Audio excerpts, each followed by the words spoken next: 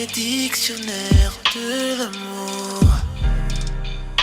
Car au final tout ça ne marche pas. J'ai suivi les règles sans m'en écarter. Rien que des mots, rien que du vent, je n'en veux plus. Lis dans mon cœur que des blessures, j'ai de la peine.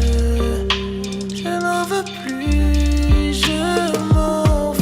Si tu as tout gâché et que nos rêves sont brisés, je t'aime quand même, je t'aime quand même. Même si tu as tout gâché et que nos rêves sont brisés, je t'aime quand même, je t'aime quand même. Ainsi s'achève ma quête de l'amour. Je laisse tout avant de devenir fou. Car cette histoire n'est que larmes sur mes joues. Des sacrifices pour des illusions, je perds la raison. Lis dans mon cœur que des blessures, j'ai de la peine. Je n'en veux plus, je m'en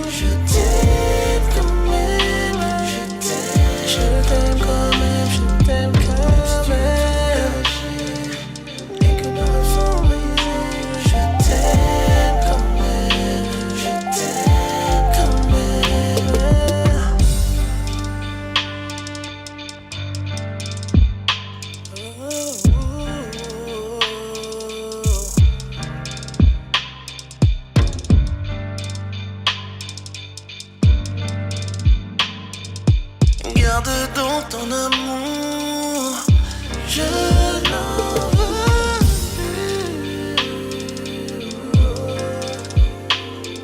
Je t'arracherai dans mon cœur, je n'en veux plus.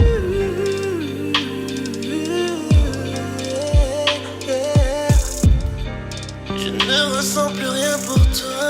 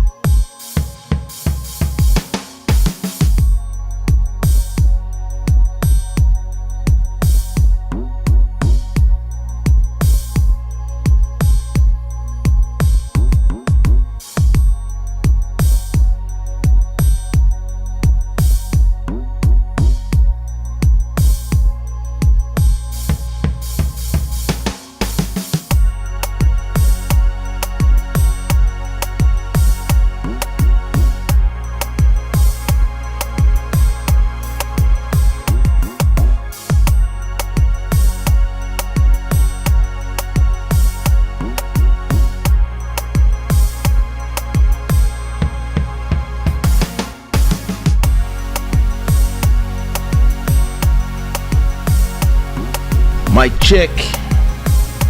What's goody? Welcome to Club Shada episode 212. I hope everybody's in good spirit. I hope everybody's feeling all right. I hope everybody's feeling good. I hope everybody had a great weekend here in Portugal. Everybody's doing, I don't know if we can say the bridge, because that's French expression when we say le pont. Meaning that Friday was Portugal Day, and Monday is another day where everything is a thing, and this weekend is the weekend that we call Santos Populares. So everybody's in the streets right now, and today is the last day, so it's everything is closed tomorrow, and tonight everybody's going to be in the streets of Lisbon, especially in the center. It's going to be like packed with people. And yeah, so we have 4 days. So my daughter was not at school Friday, Saturday, Sunday, and tomorrow she has no school as well. So she was at the beach yesterday, and tomorrow, I think they're going to my sister-in-law's house to spend the day, and I don't know what I'm gonna do. I don't have listen. I'm still recuperating from my crazy night yesterday. I'm gonna tell you all about it once I'm done telling you that this show is brought to you by Shada, the gods of good fortune. Thanks to all the new subscribers for the month of. We're in June now. The month of June is already the 13th of June. It's already half of. Listen, these months are passing like. This already the middle of 2022. What? Yo. Life is just passing by on us. Anyway, thanks to all the new subscribers, Marcel, Lionel, Maneras, etc. Welcome to this channel. Don't forget, your responsibility here is to make this channel what it is, which means that you are the one who's supposed to put the likes when you see a video. You are the one supposed to, when you see an ad, don't pass it, let it go, so that this channel generates enough money to have the lights on, and also make sure that whenever you see a video, you put a like and you put a comment. It's important. If you could put a like and a comment, that would be amazing. Every time you see videos, let's go. I want to acknowledge the stream. She's back. The stream royalty, Sirène des Îles, back in action. You know how we do it. You know how she does it. Sirène des Îles is again our stream royalty. Yeah, with 10 Canadian dollars, glad to have you back. Some people were here on your space thinking that you were not gonna come back, you know this. And thanks to all the sponsors who are here supporting this show. Let me take care of this thing that is always working when it wants.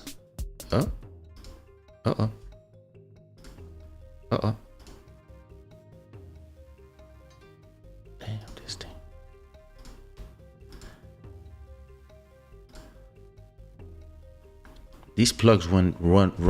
This thing works when it wants. I have to talk to the developer and ask him what did he change. Because see, here it works. It's telling me the name of the song. On this scene, yeah. And I don't have like a way to force reset it unless I do this.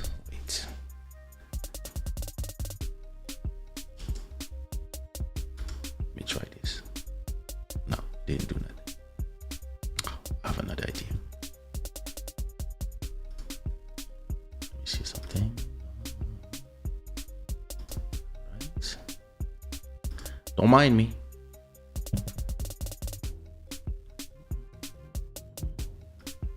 If I do this. There you go. did I do? Seems I did something crazy. Up là and up là. I mean, yo, you work when you want to work, huh? So, yeah, what was I saying? Thanks to the sponsors, and I hope everybody is doing good. Hello, Nadia. How are you? Yay. Jujuzan, I hope you're doing good. Bon shows, what's goody? Bon shows from Lomé. Nadia in South Africa, 1 a.m. Jibril in Mali, 11:39. It's already midnight now. Oh, no, wait. No, it's 11:59 for you now. Here in Portugal, it's midnight and 50. France, 1:40. That's why Julie always falls asleep in the middle of the show. Thank you so much, Siren Desir. Welcome back. We missed you. Anna Jalo in the UK, midnight and 45. Hello. Exactly. Don't forget to put your likes. 2 people missing. I see 2 likes missing. Some people, they just pass by and they don't put like. I don't know why. Makes no sense. MJ Wemoto, how are you?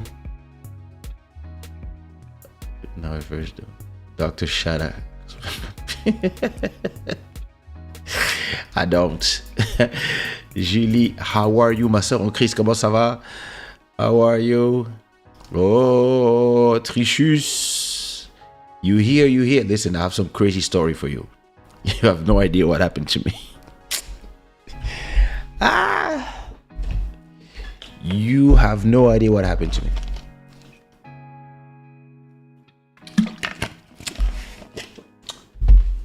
So I'm gonna take it in a chronological order, because yo, that was crazy. What is upload complete? Oh, YouTube. Oh my God. Thanks for letting me know. So Master Electronic was good. Just imagine that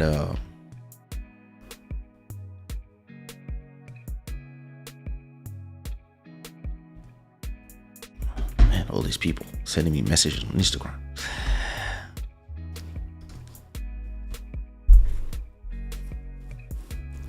Have you ever been? Let me tell you the story. So yesterday, I had my first show in Portugal in the last 4 years, I think. Maybe 5 years.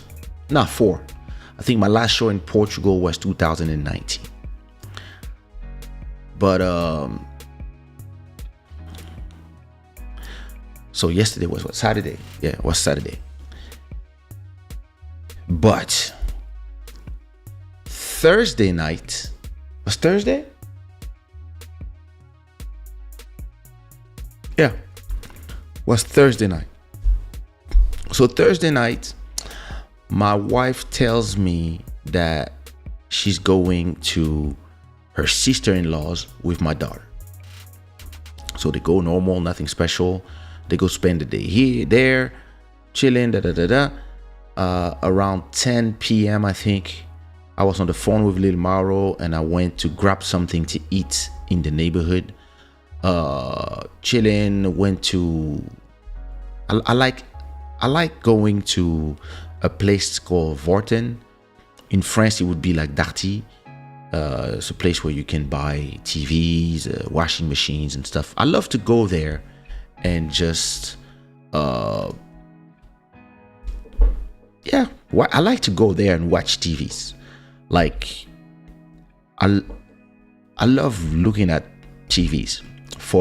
I've been like for 20 years. I used to dream of having a big TV in my house, And so I used to always go at the Fnac when I used to live in Paris, and I would just go there and watch the TVs. Like I remember back then, a 45-inch TV flat screen would cost like 5,000, and I was like, wow, one day I'll buy one for me. One day I'll have one.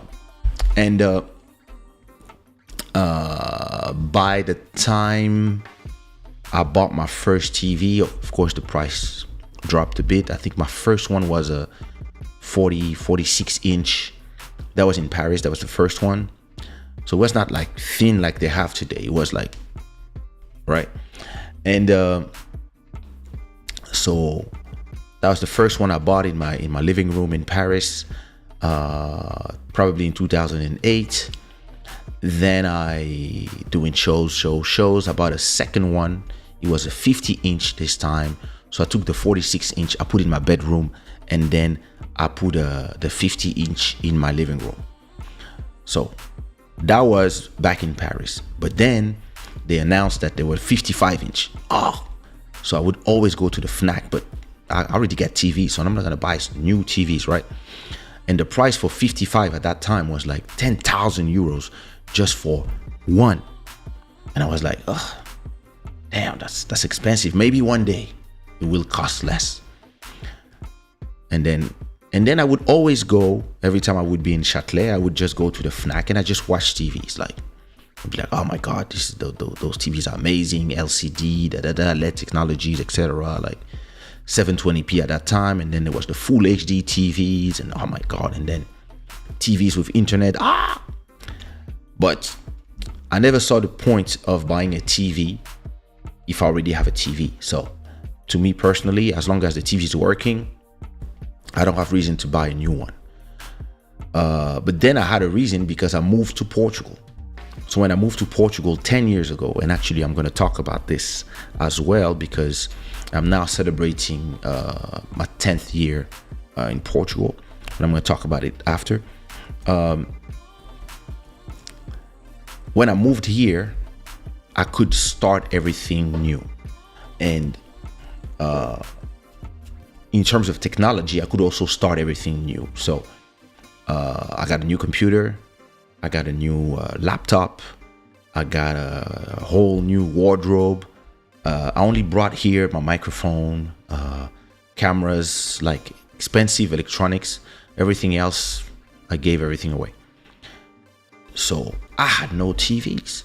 So that's when I discovered here this store called Vorten. And so I go to Vorten, and they had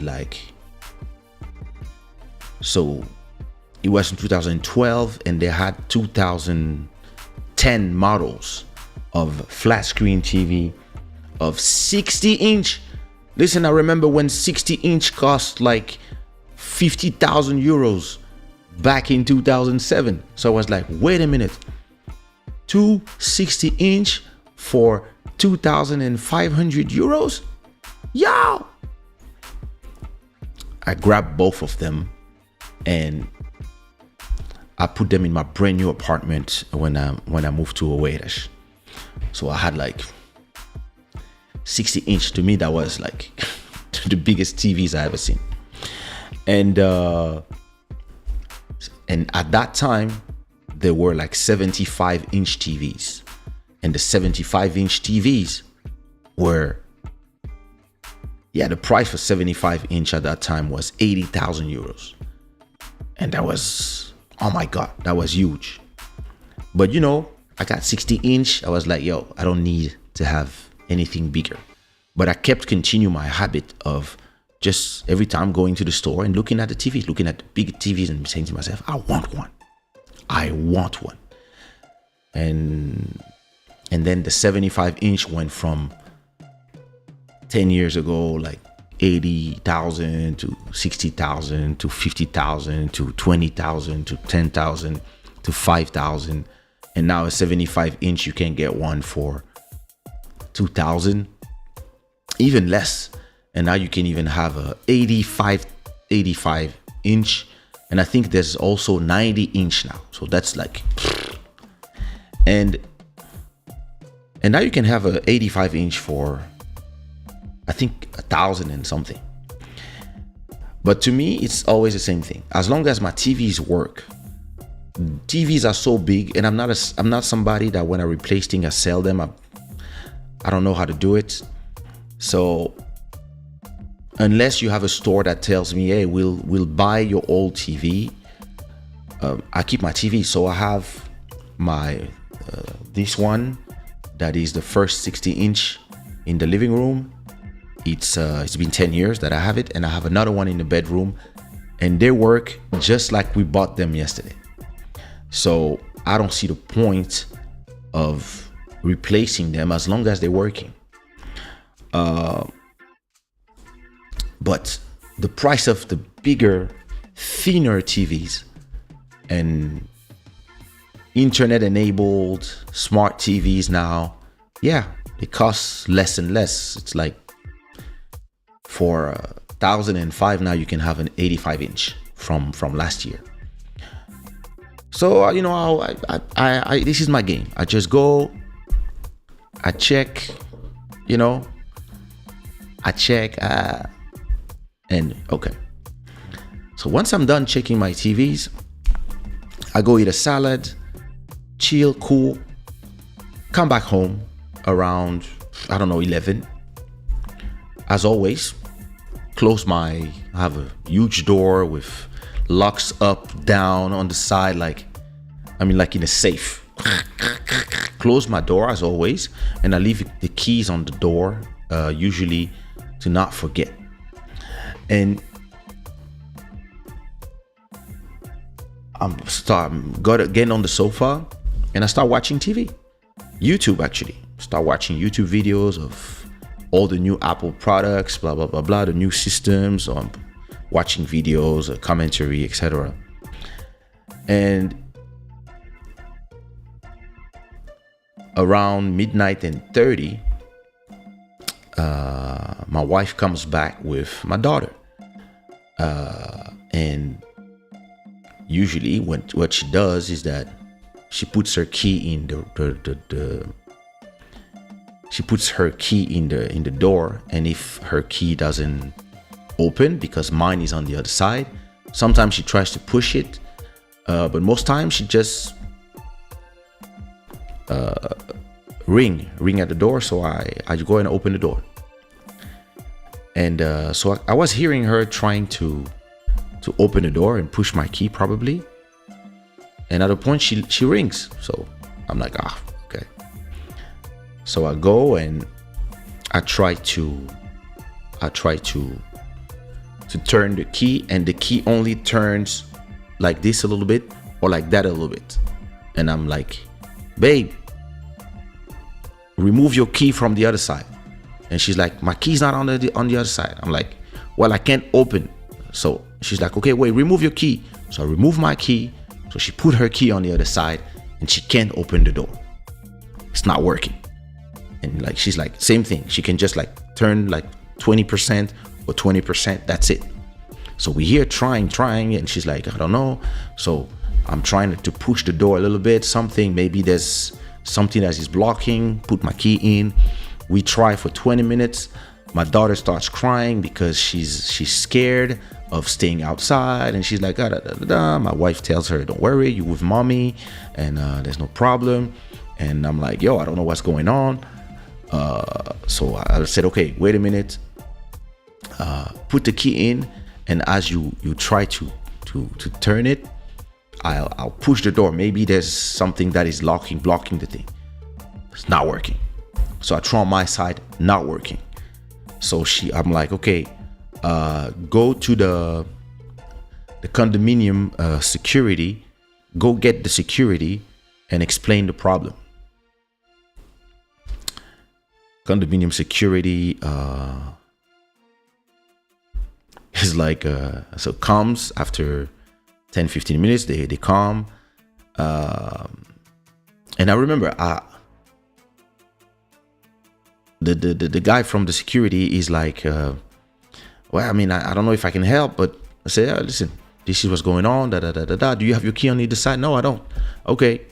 So he tries, da da da da. He's like, yo, you know what? Like, I don't know. Like, there's nothing I can do.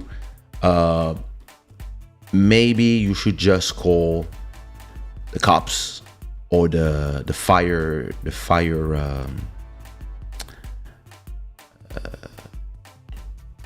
c'est bombeiros, pompiers, the fire department or the cops, so that they can open the door. But usually when they open your door, they break it. I was like, I don't want people to break my door. So we don't know what to do. And the guy says, I'm really sorry. Like, I don't know what to do. Maybe you should call the SOS key, whatever. So now it's 1 a.m. My daughter was, listen, Anna. Now, and imagine I'm inside, locked in my house, meaning that if there's a fire, bye. I'm at the 4th floor. So I have the terrace here. I have a big veranda. So I could be in the veranda, maybe jump on the veranda from the neighbor next door. That's possible. But it's the 4th floor. So this is already complicated. What up, Joel? But you imagine, like, I don't know what is the best thing. My wife locked inside, or me, or her and kid locked inside, or locked outside. Because I believe that if they were locked inside, maybe they would panic. They would panic way before me. Me, I was not panicking. I was just like, damn, this is fucked up. Like, you can be trapped in your own house with your own keys. And those doors, you cannot just push them, kick them and they open. No, those doors are heavy, secure doors. Like, it's probably thick like this. And when you close the door, there's something that goes up here, here from the wall. There's 4, and on the other side of the wall, there's another one, and down there's another one. So it's not a door that you can just like kick. Like, there's nothing you can do. Once it's closed, it's closed. But normally there's a key that works. The key's not working. So I was saying to myself, okay, I don't know. Well, to me, if it was them locked inside, I would just have told them, okay, just go to bed. It's night, and let me figure it out. And hopefully nothing happens. And if anything happens, you guys run to the veranda, right? But I mean, it's 1 a.m. My daughter's saying that she wants to put a pajama. She's starting to, she's tired. It's 1 a.m. So I tell my wife, okay, give me a second. Let me call all the hotels around here. So I called the VIP Arts that is not far from home. And, we use the scooters, the trottinettes that are usually downstairs. So we always park 1 or 2 down there when we want to do some quick things. So I told her, listen, I came back from the shopping with a scooter, use this one with the kid. So because it's 1 a.m. and our neighborhood is very safe, very secure. But I don't want you guys to walk at this time. Take the scooter and let me tell you which hotel you have to go. So I go. So now I come here to the computer and I type. Okay. I type all the hotels around. So we have this luxury one that's in front of the house called the Myriad. I know the rooms are around 200 probably. You have the VIP Arts. I think the rooms are around 130 euros or 40. I'm sure. You have the Tivoli Hotel. Rooms are around 150 probably. We have a new one called Eurostar something. This one I don't know the prices. We also have the Melia Hotel, not far. And then we have the Ibis, that is not too far as well. And then you have the rest of Lisbon, but it's the summer. Lisbon is busy. So let me see if I find something. So I called the VIP Arts, no room. I called the Tivoli, no room. So I was like, okay, maybe I put them in the Myriad. Let me check the Ibis. So the Ibis from here to the Ibis is like 400 meters. So they get there in 1 minute on a scooter. I call them. I say, yeah, listen, salut la milliardaire. I call them and I tell them, hi, do you have a room? I need a room right now. And they're like right now? I say, yeah. Today. Right now in 2 minutes. Let me check. From now, so 1 a.m. till 12. Yeah, exactly. From 1 a.m. till tomorrow at 12 and 12 p.m. And he's like, yes, we have a room. It's gonna be 120 or 116. I'm like, no problem. Get that. So do the reservation for my wife. Put everything great. So it's gonna be my wife and my kid. They're arriving in 2 minutes. Please. So give the reservation name, etc. And I tell my wife, go to the Ibis. She's like, oh, drive near the Chinese. Exactly, that one. Okay, cool. I'm about to go. I said, wait a minute. So I go to the bedroom. I get some underwear for both of them. So I take underwear for my daughter, pajama for my daughter, chargers, because charge the daughter's iPad, so she's no stress. Charger for my wife. My wife loves to sleep on my boxers and my t-shirt, so I get her a t-shirt, boxer, anything they need. I said there's a bar in the Ibis, so get whatever you need from there. I put everything in a bag. I go to the veranda, so they were downstairs now. So I take everything to the veranda. I drop it from the 4th floor. Boop. They catch it. They take the trottinette and pew. A minute after, they arrive at the Ibis hotel. They check in. They call me video from the room, and now they're happy, of course. They're not stressed. They're in a hotel room. They're chilling. Now it's my problem. And actually, I prefer it like this. So now I'm stuck alone at home, and it's 1:30 a.m. And I know that my wife and my kid are safe at the hotel. Okay. So they tell me good night. They explain to me that they're about to connect to the YouTube from the TV from the hotel. They're happy. We in the hotel. Like, yeah, okay. 120. Cha-ching. Take count. 120. All right. Now I go on the internet and I'm looking for how I'm gonna save myself. So I type SOS Chave Lisboa. So Chave means keys in Portuguese.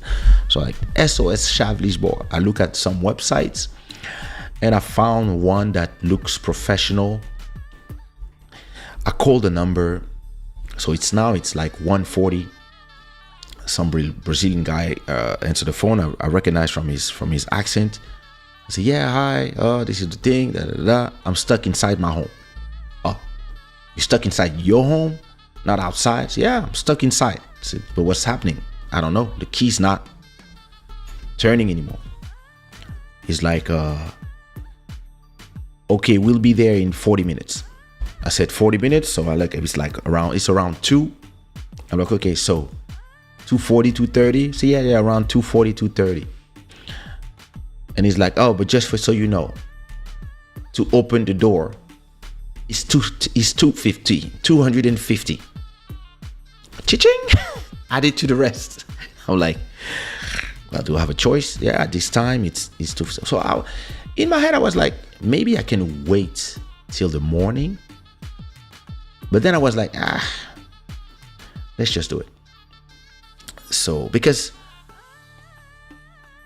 you know, it's a thing where it is, I wouldn't mind sleeping knowing that I'm locked, but at the same time there's a certain stress in the situation because yeah, it's not safe. So I go to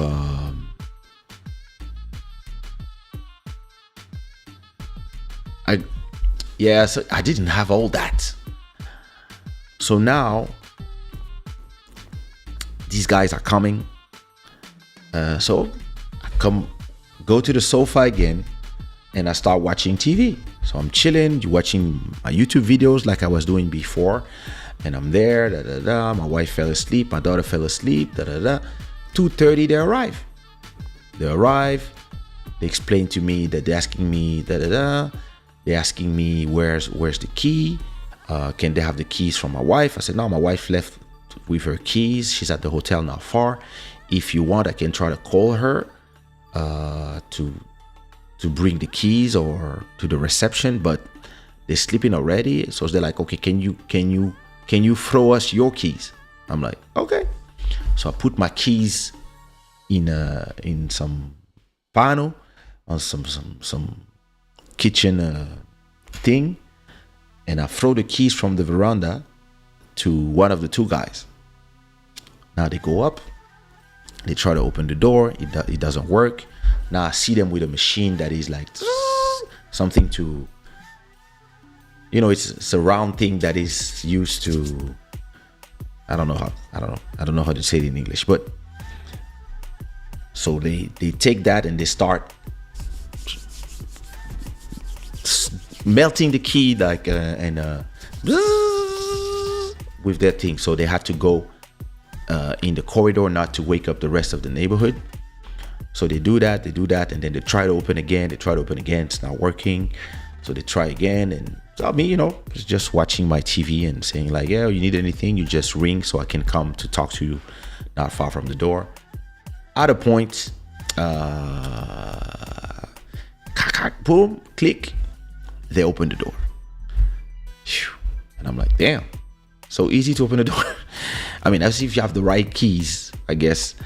So they end up opening the door, and I'm asking them what happened, and they said probably the secret system with the key. There's something that happened. Maybe those houses are 20 years old. If these keys have never been changed and it's been the same key, maybe it's the system got whatever. And I'm like, wow. So what now? And so they tell me you should don't use this key anymore because you might lock the system again. Tomorrow, only use the key from your wife and make a copy from the key from your wife, and only use that. But that new one, because we had to change it to open, don't use it. I'm like, all right. And so I'm like, but can this happen again? And they're like, but our advice is to change the mechanism inside and get a new one. So you just plug a new one with a new set of key, but you don't have to change the whole door, just that system. And I'm like, okay, so I should call the condominium? And they're like, no, you should call people who do keys like us. And I'm like, but could you do it now? Because since we're here. And they're like, yeah, I don't know. So he's asking his colleague, do we have a set of those keys from that brand? And he's like, I think we have some down in the car, so I can go fetch them, and we replace this system with a new one with the newer keys, etc.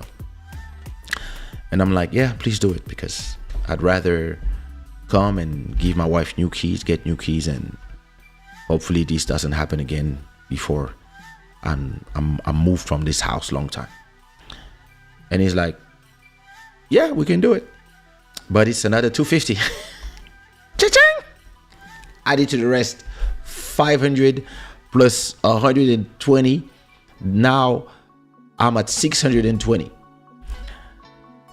And I'm like, yo, that's almost like 60% of my rent. That's 60% of my rent.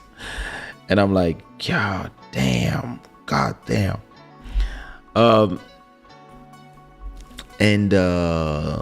So they came and they changed the whole set of keys. And actually they put the spray that you were talking about, the Master Electronic. They put some spray after that. And the key, because they're brand new, they're a little stiff. I don't know if I should put something or if I should just leave it this way. But yeah, so this is how I lost 620 euros in 2 hours. And while this was happening, I sold the NFT for 100 euros. So I made back 100. So I have to sell a few arts. I mean, I did the show now, but yeah. So let's say if you do an account net, I lost 520 euros in that operation. But everybody was safe, and yeah, I slept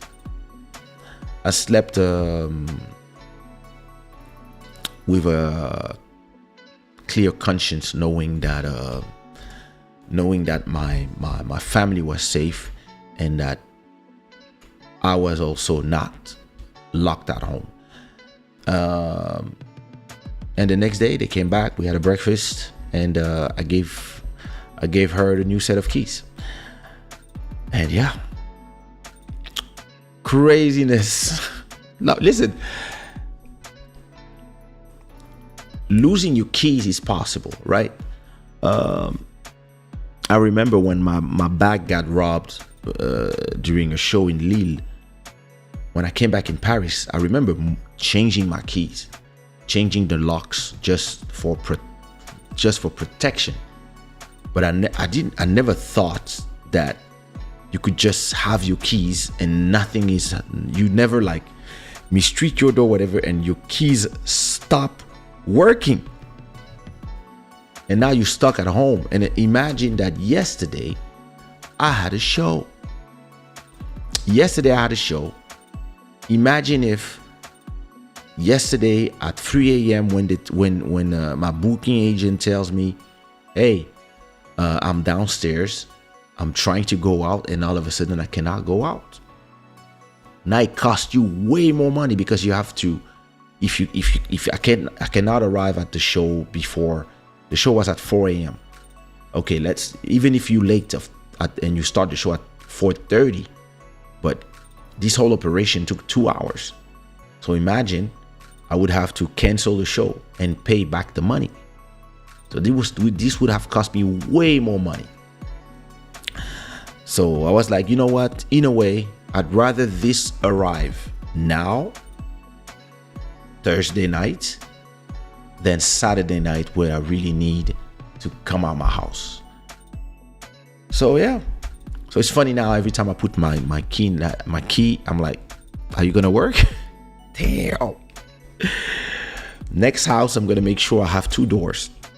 But I have like a door in the back or something, because that's crazy. Like, it's yeah, it's one of those things that, you know, like, it can be just a little thing, and it can just, yeah, change your whole night, your whole thing. But and I'm fortunate that even if I'm yeah, it's a bummer to lose, to waste, I would say, 600 euros in a night with these. I'm selling NFTs every day, like royalty sales and stuff. So I'll make this money back. Probably by the next 10 days, I'll have the money back from the money I make. But still, like, we are going on a holiday, the whole family, on August. And this could be the budget for food restaurants and stuff. See what I mean? It's like, it's still a lot of money. But hey, listen, safety is more important. And but that was a crazy story, and I was like, yo, I know what I'm talking about in Club Shada. I was like, oh, I was telling my wife, I got my episode, and she was like, oh yeah, you do. Crazy things.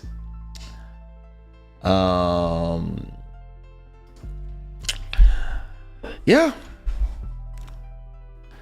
So what do you think? Listen, some crazy stuff. Can you imagine, Trisha? Imagine somebody who likes. Imagine the crazy thing. Imagine you cheating on your wife, or your boyfriend, or your husband, right? At home. And then you get stuck at home. Like, imagine, your wife is coming back at 11 p.m. So it's like you bring your number two at 4 p.m. and then at 8 you tell her, hey, you have to leave because my wife is coming back at 11 p.m. but we never know, so it's time to go. And then you're like, and now you're stuck at home.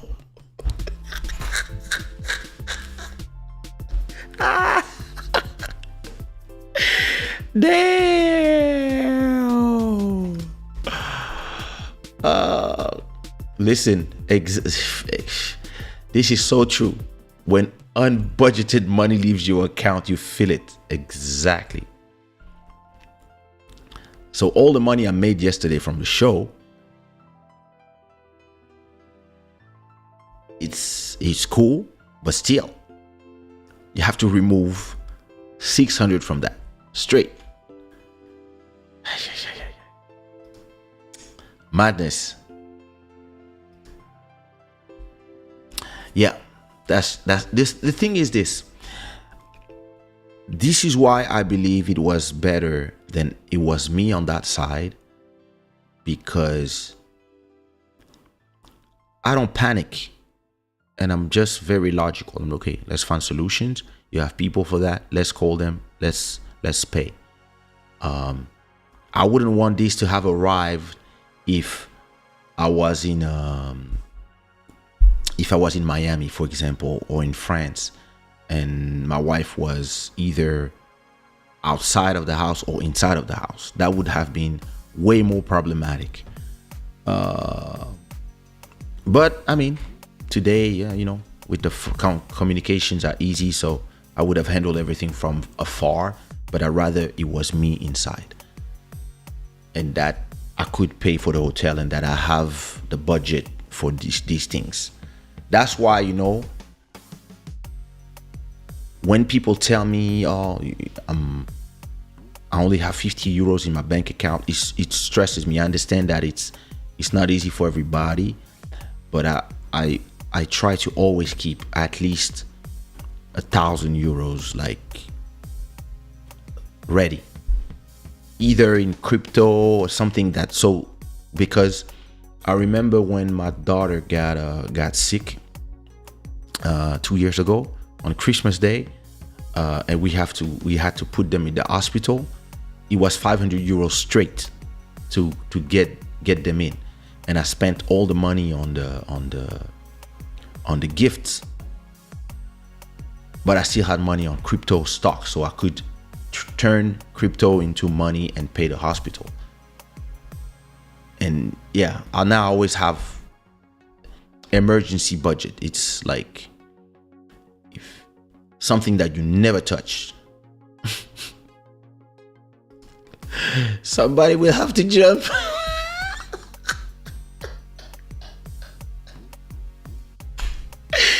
Oh my God. It's like, I'm sorry, but you're gonna have to jump.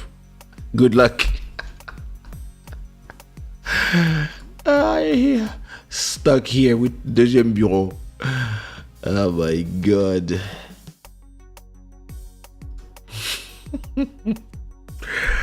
Yeah, listen, that was crazy. That was a crazy story, but it's fine now. I have new keys. Uh, I'm gonna talk to my landlord because I don't even know who is the responsible for this type of situation. So usually I handle the situations, then I call him. But because my landlord is in China or in Hong Kong, I have to maybe call my the person who handles the departments and ask him. In this case, do I remove the money I spent from the next rent that I'm paying in August? Because I pay my rent 6 months now. So when it's time to pay my 6,000, maybe I'll just remove the 600 or maybe half of it if we share the that problem. So we'll see.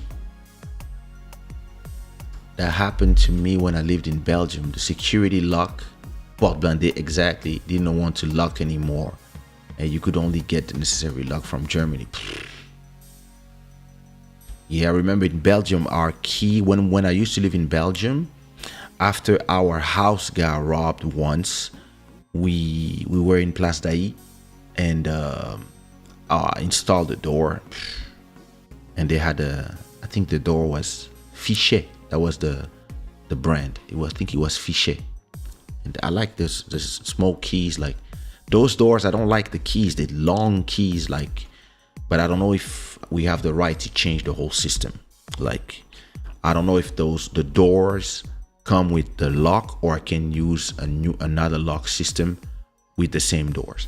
And at the same time, I don't want to make too much changes in this apartment because I rent it.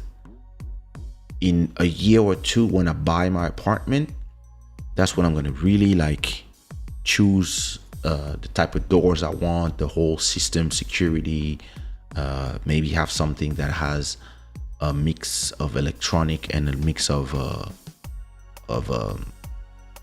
mechanical, and have probably a second door, service door, that in case of emergency you can go out from here, stuff like that. So because thing I'm gonna buy is gonna be big, so I'm probably gonna have 2 doors, hopefully.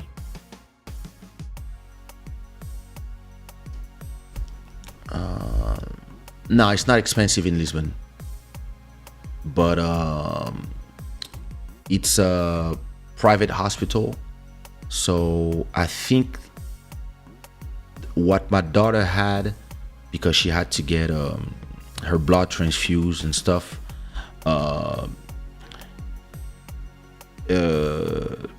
it was 9,000 the total that I had to pay for that. But because of my private insurance, I only paid 700. But still, to be able to have her in, it was 500 first, and then I had to pay 200 after they got out. So yeah, it is but if you go to a public hospital, it's part of the public services, so you don't pay that much, or maybe you don't even pay. But I go to private hospitals with my and I had private insurance, etc., that I pay for my whole family, so me, my wife, my 2 kids. So yeah, usually we go to that hospital, and we don't, anything under $1 million is covered by my the company, but you still have to pay. For example, I think to go get birth, it's not free, but they cover a lot of it. They cover probably 90% of it, so it depends. But this was something heavier, that's why. The locksmith managed to install a regular lock, but it still cost close to 100 euros. Also, it was a regular one, so you can change. Yeah, but like, I'd rather have the door come with its own thing. My door was from Fichet. Let me see if I find it. Fichet. Fichet, porte blindée.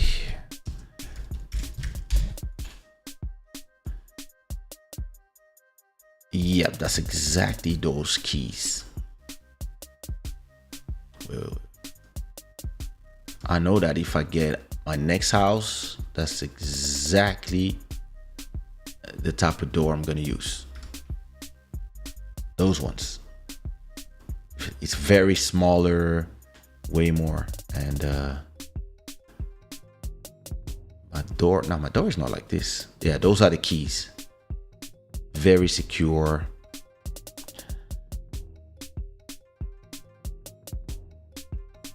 And my key was, oh, this is the one I have, actually. That's the keys I have right now. I think that's the door I have right now. I mean, this is that type of door. Yeah. Exactly like this. See, so my door is like this. You have 5 like this, plus 2 going up and 1 going down.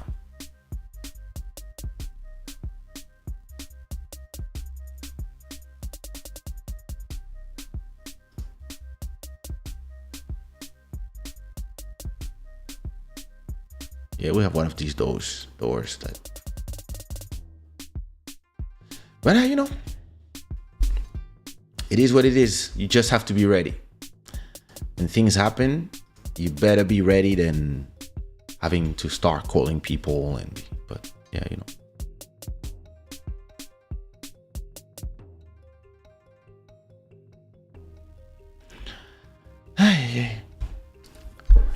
So 10 years in Portugal. Wow. So that was, I think it was the 26th of May that I arrived here, 26th of May 2012.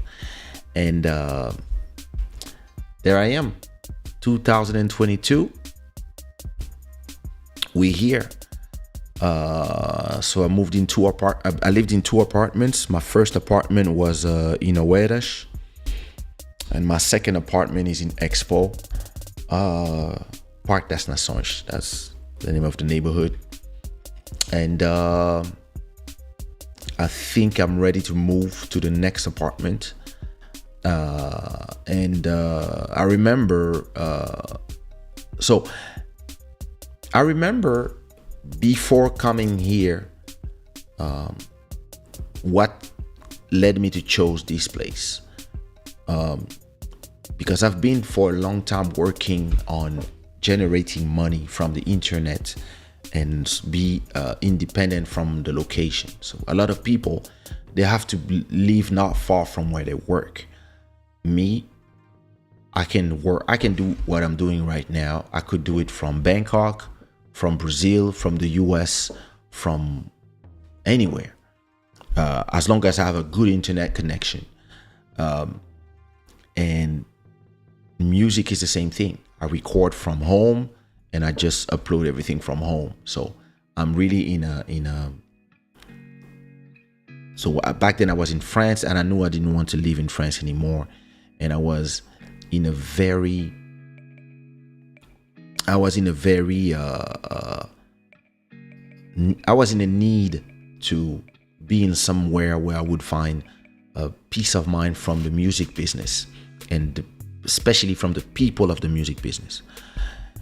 And I knew that wherever I could live, actually I could pay the rent as long as it was around 700 to 1,000 anywhere in the world. It wouldn't change because my money was generated from streams, etc. So I think my 4th city that I thought about 12 years ago, when I was talking about this with Nelson Freitas, because he wanted to live here too, from Rotterdam, there was Miami.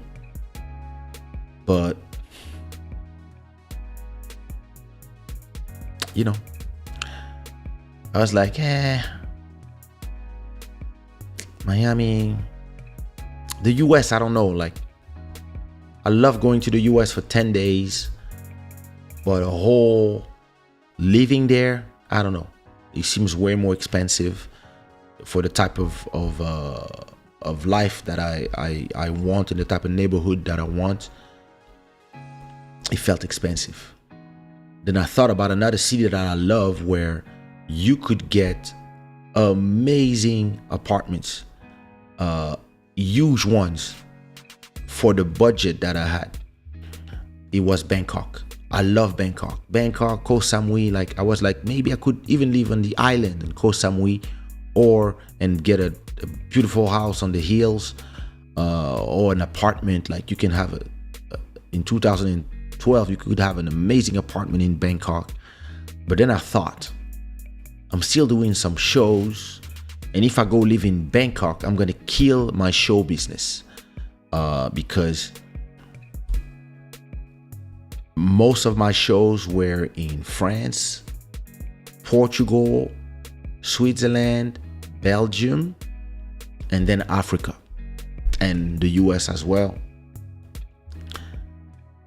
So living anywhere around France, Portugal, Belgium, in Europe, I had to take a train or a plane anyway to go perform. So it could be done easier, and I was still doing like a minimum of 2 shows per month.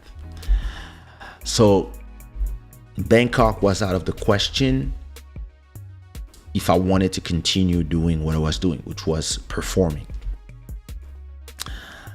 After that, I like this. All right, there. He's gonna receive my email tomorrow. After that, what do I had after that?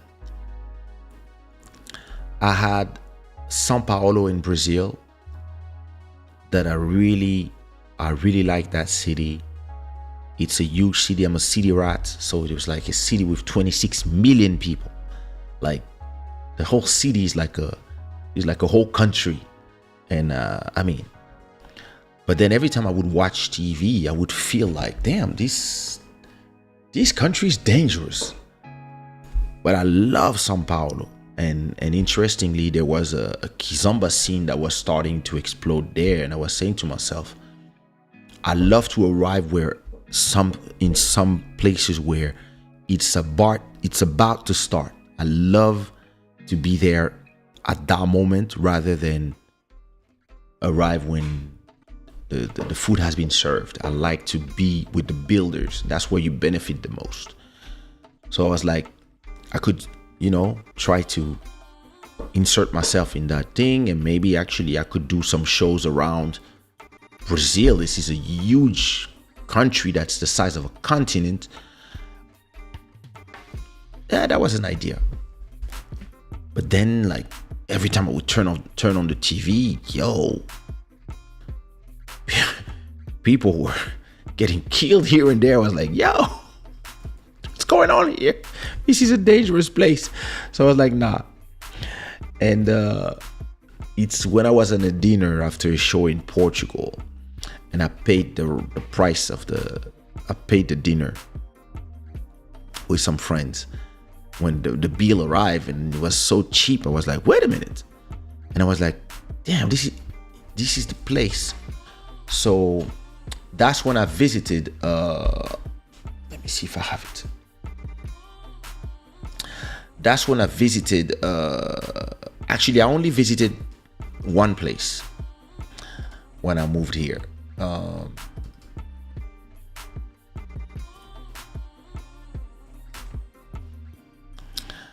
So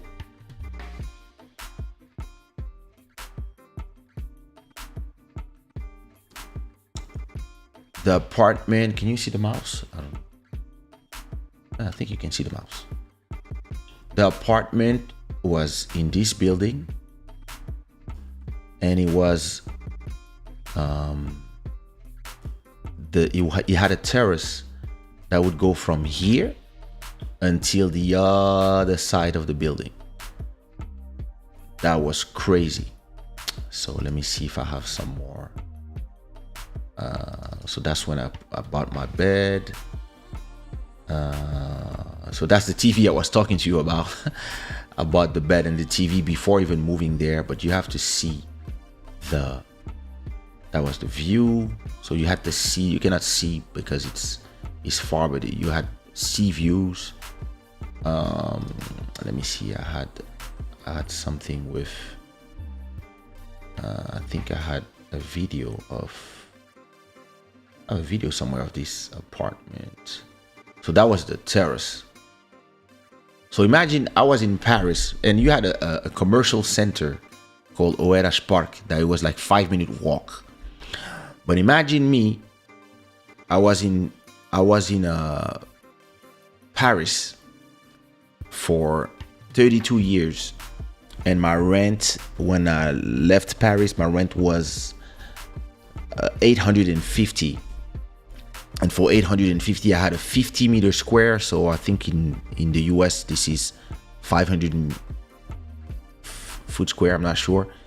But it was like a 1-bedroom. Yeah, cool. But now, like, look at this. So I'm visiting this. I'm like, yo, this must cost. Okay, wait. This is the place.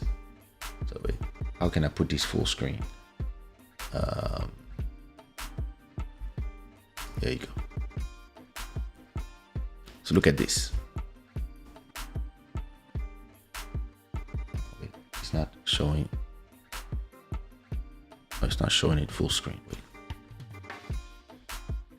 Sorry, don't mind me. There you go. Why is this on the side? Wait. There you go. Now we're talking. Okay. So there we go. Now, so this was the place, bedroom, TV, and look at this.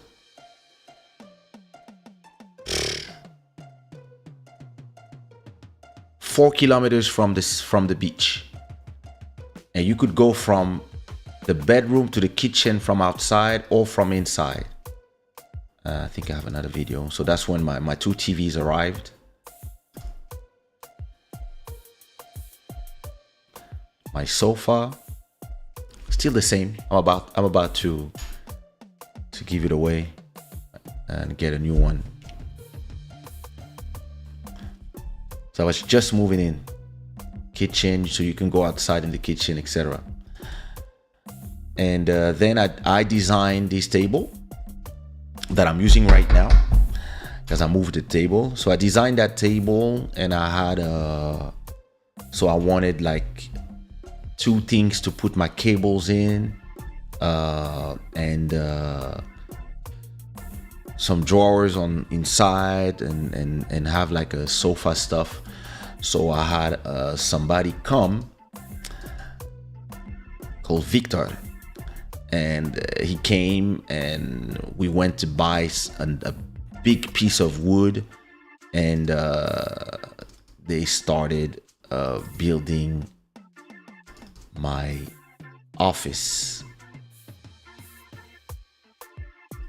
As they came, then they painted it. Then, so you see, now this is the office with the three holes for all my cables. And so that's my design. Oh, that was the whole design of what I wanted. So he built everything from my designs. Then I bought myself. Oh, I didn't like. I'm talking before telling you. When I visited the place the first time, I asked the person, how much is it? Because I was like, this is gonna be like 2,000 or 3,000. I cannot pay this monthly. And the woman told me, yeah, it's a little expensive. And I was like, okay, just tell me the price. And she said, it's $750. I was like, what? Oh shit, I want it now. So I took it, and I lived there for 1 year. My only problem with it was great. So that was the exit from my bedroom, and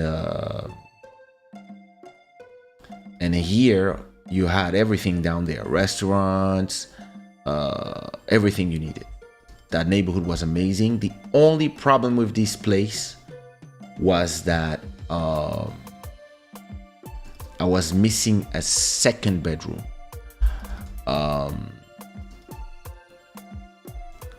That was me taking bedroom at home. I was missing a second bedroom for my boy, who was at the time he was 9, and when he came for the first time, I was telling him, do you wanna sleep in my bed? So that was the apartment once I was more or less done, and I was asking him, do you want to sleep in my bed? And actually, because there was that huge TV in the living room where he could watch YouTube and put his PlayStation, he actually preferred sleeping in the bed is the sofa is super comfortable, so he prefers sleeping on the sofa. So I put him everything he needed, but I was like, nah, I want my son to have his own bedroom when he comes. So after 1 year, I moved to my second place, which is where I am right now for the last 9 years. So this is my neighborhood. Let me show you.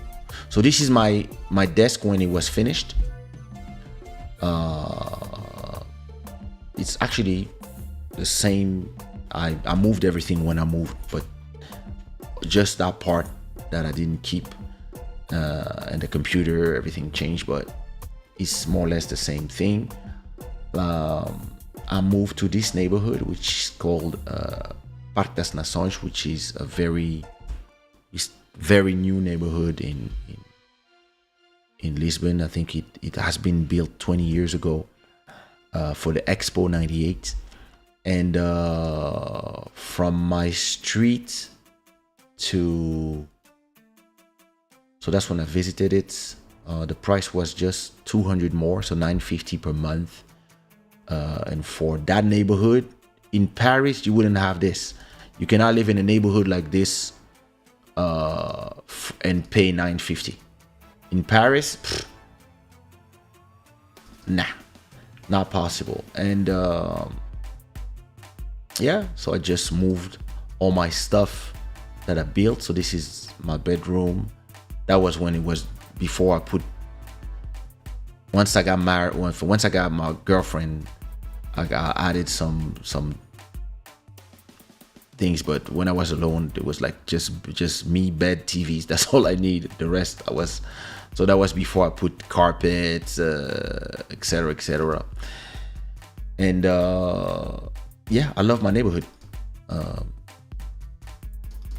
This is where I am every day. I live exactly 3 minutes from the water, and this is my desk where I'm sitting right now. So I moved the things differently, but I brought everything from my first apartment, and this light is this one. I bought it in Bangkok. Why is not?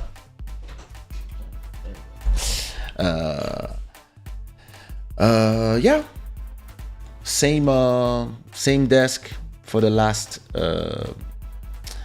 My neighborhood is amazing. I'm telling you, like I can spend a whole month without leaving my neighborhood and never feeling like I'm missing out on something. This is where I walk my 5 kilometers, and this is another place that I visited.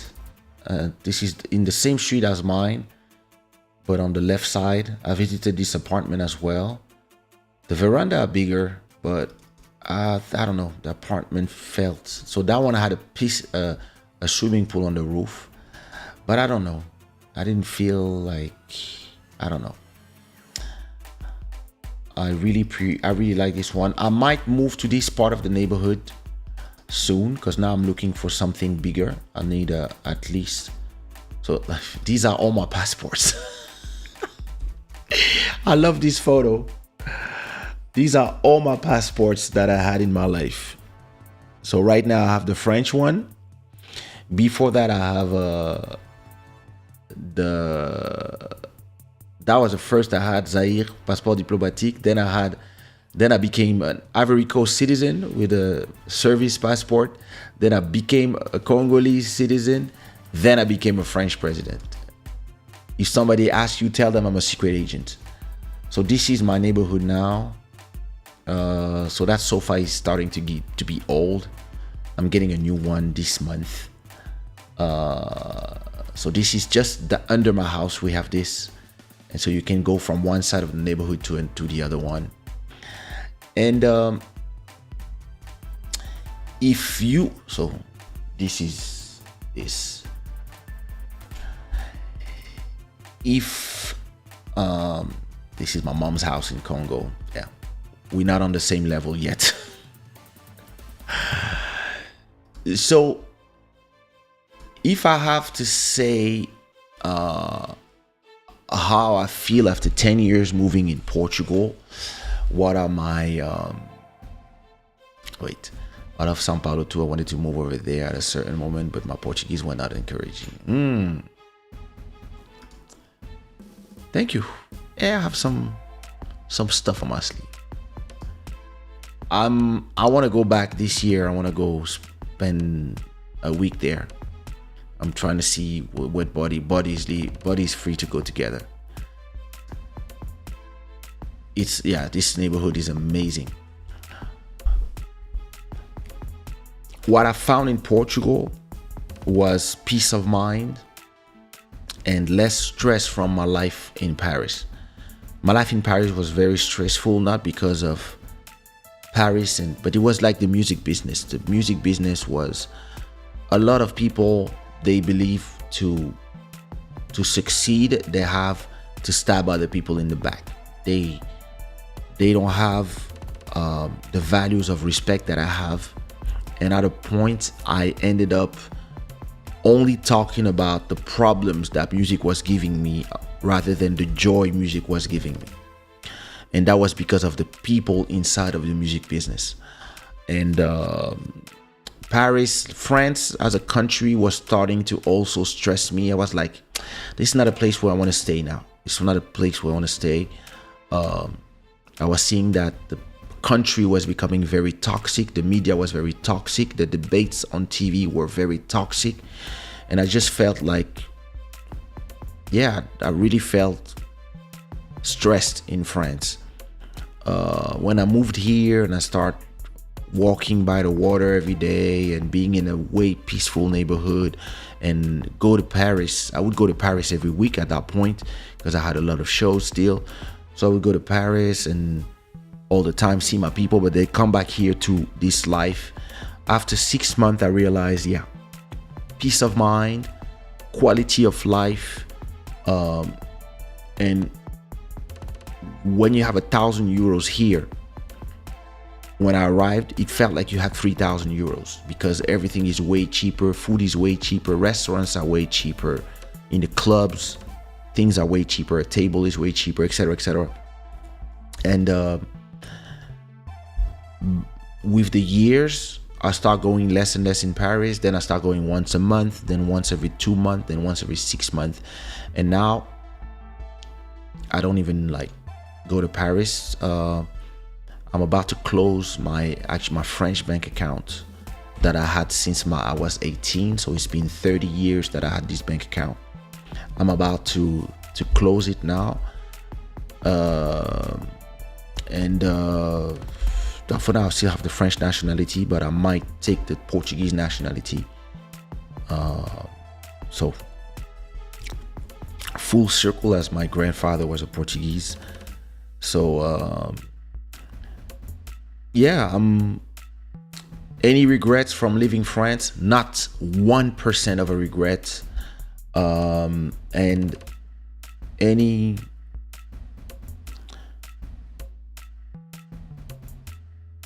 country where I see myself Right now, none. I got a small kid. She's 5 years old. She needs a stable life, and I'm not gonna move from country to country with her. So for now, I'm settled in Portugal for the next 10 years minimum. I want to buy something now, and I'm working for that. And yeah, listen, it's an amazing country. It's a country that I knew I wanted to live in. So listen, I have a photo. Let me get back the photo application. I have a photo. I don't know if I have it here. Let me look. Let me do a search. Portugal, 2003. Let me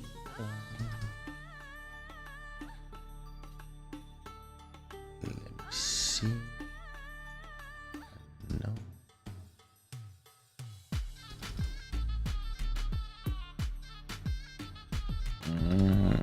So when I did my first show in Portugal, I don't find it. I think it's on my YouTube channel. It's on my YouTube page.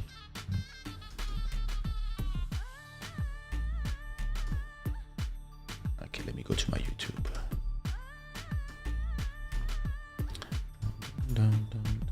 Facebook. Not my YouTube, sorry, my Facebook. It is indeed. And listen, there's a lot of people are leaving right now and they're coming here. A lot of people. Those who can, of course. Let me go to my page. Let me go to the photos, albums. So I have an album called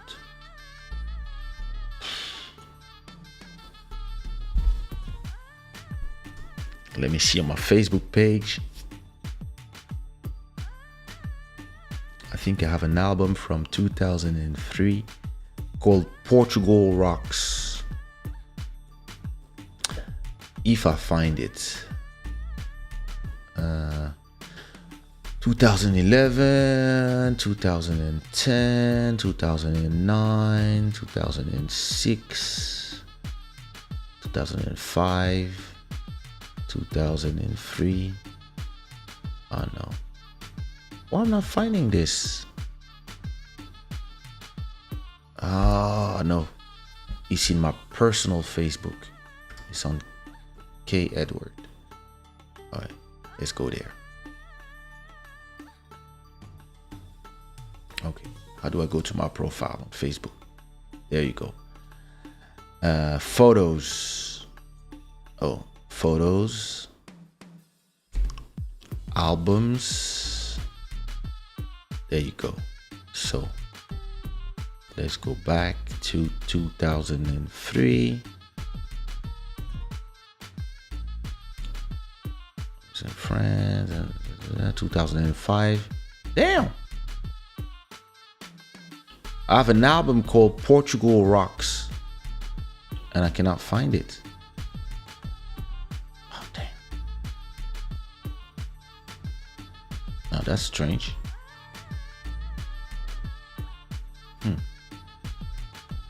I don't even know how you search in your photos with this Facebook.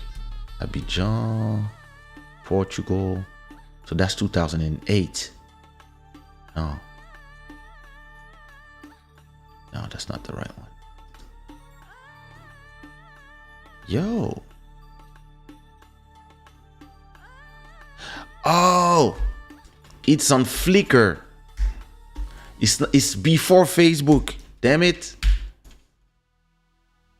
What the hell is this? Flickr.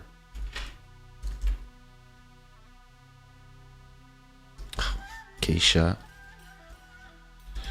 Portugal Rocks. That's a whole album. There it is. So my son was a few months. Look at him. That's his mother, who just celebrated 40 years old on the left. It's funny, I think my ex looks like my actual wife. I don't know why. When I look at them, I'm like, damn, how did I get with two women that look like each other? Anyway, so I have a gallery called Portugal Rocks. Let me see there. Where is this? There it is, Portugal Rocks. How do I go in a gallery? Oh, those old websites are not. Can I search for an album? Okay, show me all the photos. I'm gonna show you a specific photo. Where's this? Oh, it's not this. It's not this. It's not this. It's not this. I have a specific photo that when I saw it, I was like, wait a minute. It's not far from here. I'm gonna find this photo. It's this photo. No, it's not that one. I have a photo this specifically, and I was like, yo.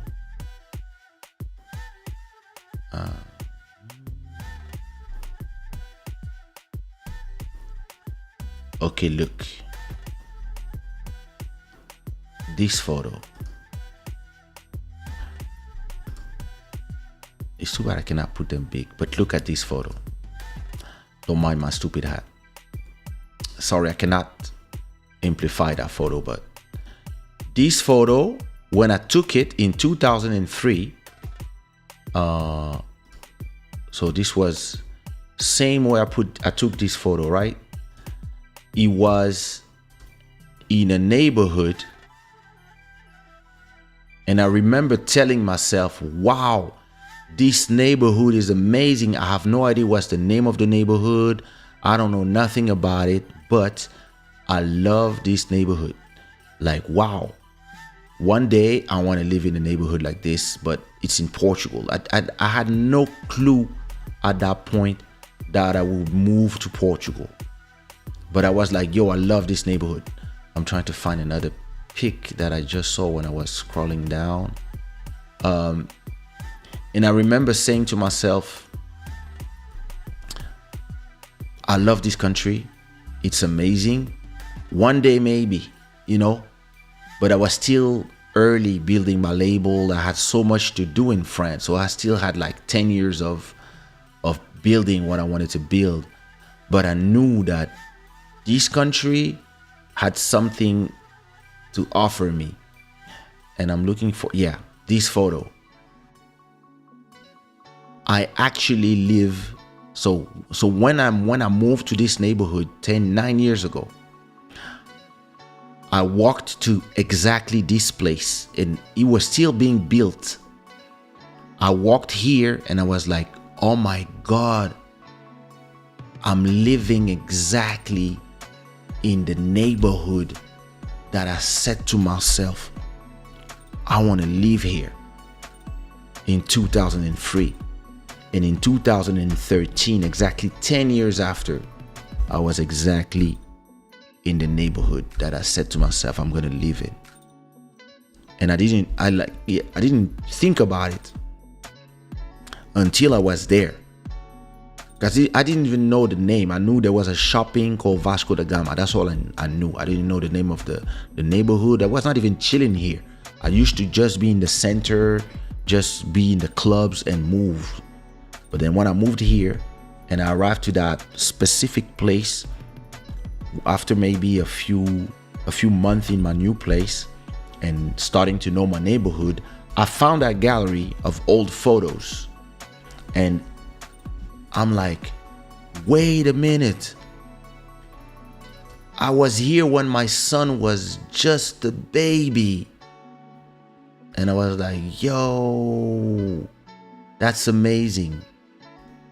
And if my ex never told me you have to do a show in Portugal, I would have never come here because she was the one who was from here. I took her here just as I took her here as a present. I remember, just because we had a kid, etc., etc. I was like, hey, you talk to me about Portugal all the time. Let me take you as a good surprise. Let's go on holiday there. And so I'm trying. I think I have maybe not. I think I have a photo of them in the same neighborhood, and he was a few months old. But yeah, I'm not gonna find it, of course. But yeah, that's the beauty of manifestation. You know the things you want. You set the goal, and you don't think about it anymore. You just work without really thinking about it, and one day you're there. And yeah, listen, I would for now, I think I'm in the right. It's the right, perfect place for me, especially with the way I live and the way I make my money.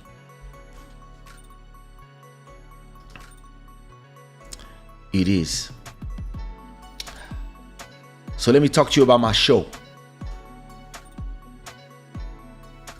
Let me remove those subjects that I talked about. I still have a few subjects that I didn't talk about. I'll keep them for Wednesday. So I did a show, and it was crazy. Woof! What a show! I was on.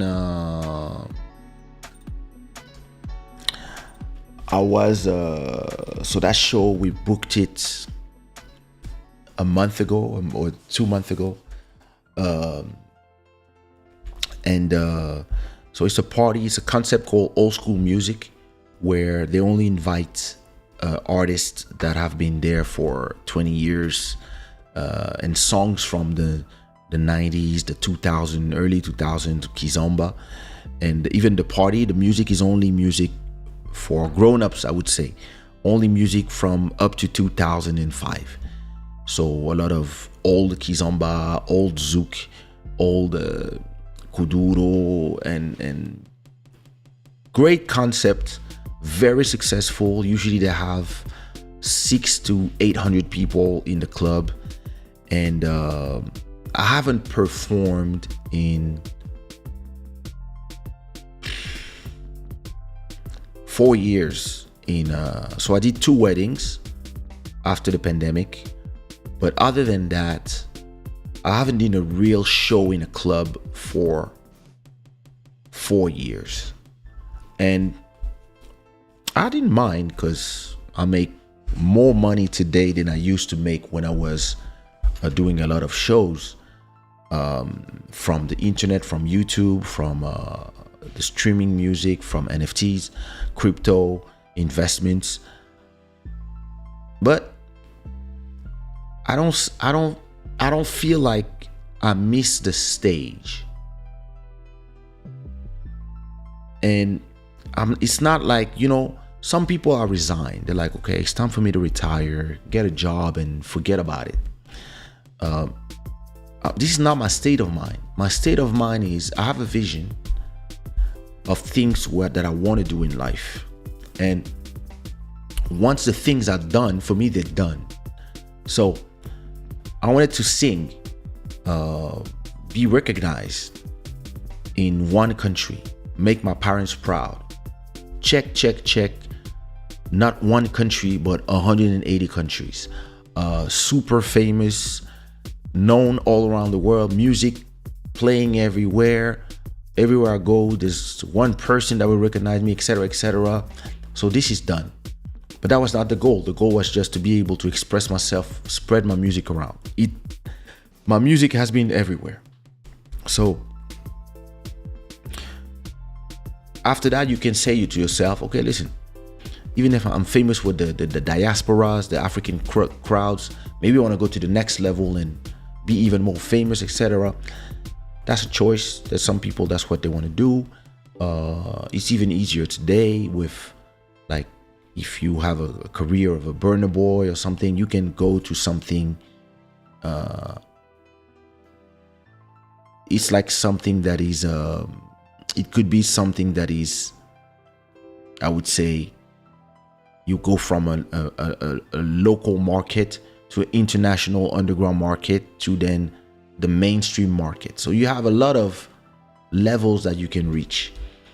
As an independent artist today, I keep making music. I love that my music is still being heard by people. But I don't feel that at 48, I want to put the energy in an international career as if I was 20. When I was 20, it was everything. Today, I want to put all my energy in raising my daughter, in my family, in doing smart investments so I can buy a house and then continue doing what I do. Like, I'm never gonna stop making music, but I love the fact that even if music continues to be my main revenue, I love the fact that I've learned all the areas where you can make money in music. It's not only performing. You can also earn money by being an owner. You can earn money by writing for other people.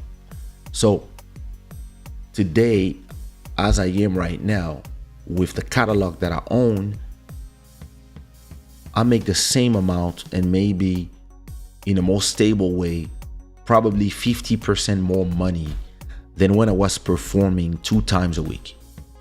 I was doing a bunch of shows, and I was traveling all around, and like, it takes a toll on your body. But when you're young, you don't really feel it. When you're older, you're like, I don't know if I want to take the plane for 8 hours, perform, and then the next day take a plane again for 8 hours, and then change my suitcase, then take a train and go to another city. At a point, I don't know if I want to do this anymore, especially with all these promoters who want to make you fly economic, etc.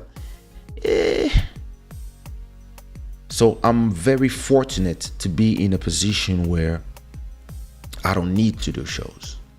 So when you don't need to do shows, and you live very comfortably in your nice little neighborhood with your family, and you concentrate on those things, you can raise your prices, because some people will, and this is something I did at a point, I took a very nice price for promoters to do shows, because I wanted to do shows every week, 1 or 2 shows every week.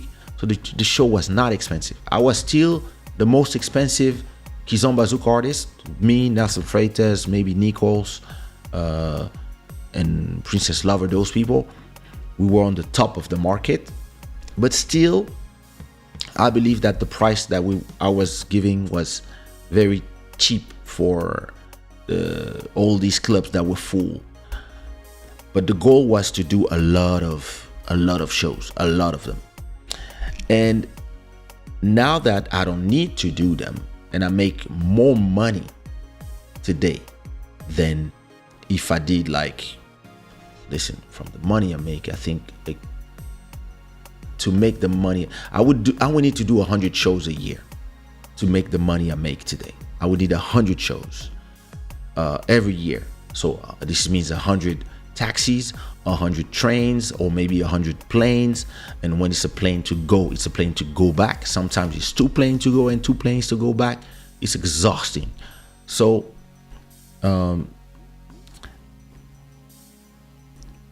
when you're in my position, you can tell people, all right, listen, yesterday's price is not today's price. I'm not performing for the prices that you used to. And then people will tell you, yeah, but we don't have the money to pay you, or whatever, or yeah, you old, or you don't have hits. So, and I'm like, you call me for a show. I didn't call you. I'm telling you, this is my price. And I fly business class, and I have these type of hotels, and I choose my hotels, and I don't fly EasyJet. I fly this company, that company, this way. And if you're not interested, it's fine. I'm not pissed. I'm not trying to perform. I you know, I used to be when I was a rapper. I mean, I'm still a rapper, but when I was really actively just rapping, I was a microphone rat. I was like, everywhere there was a microphone, I had to freestyle.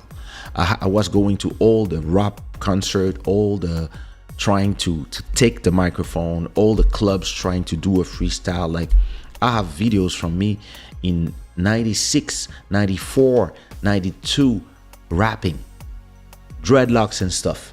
And it was like an obsession.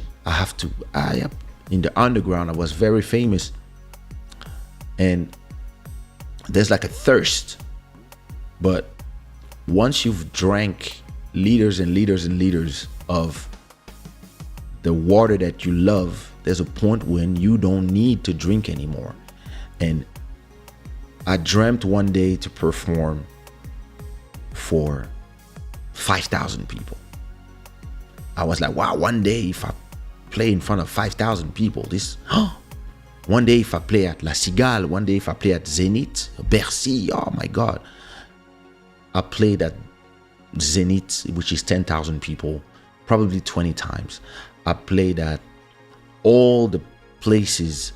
I played in Africa for 100,000 people. I played in stadiums. I played everywhere. So it's not a dream anymore. It's a reality, and it's not a goal anymore. It's an achievement. The thing is this: when something is an achievement, you can either continue doing it until it dries up, or you can start having the next dream and asking yourself, what am I going to do? Do I want to go at night? Do I want to go perform and do some shows and get the same money or more or less whatever, and enjoy receiving the love, exchanging the, singing your songs and having people react to them? Or do I want to build a show, build something on my YouTube channel and see how long it takes to turn it into something successful, becoming a voice, like something different, using these platforms for something different? And what is more exciting, talking to 100 people on a live stream or going to perform for 5,000 people? If you ask me 20 years ago, I would tell you performing for 5,000 people. If you tell me today, I'm going to tell you talking to my club Shada. Why? Because this to me is new, and this to me is exciting, and this to me, I believe, will take me way further than the things I did before. Because the first time you perform for 10,000 people, this is the best day of your life. The adrenaline, the love, people crying, etc. It's amazing. The second time, it's amazing as well. The third time, it's amazing. The 10th time is so great. After 100 times, you like a fish in your water. You're happy. You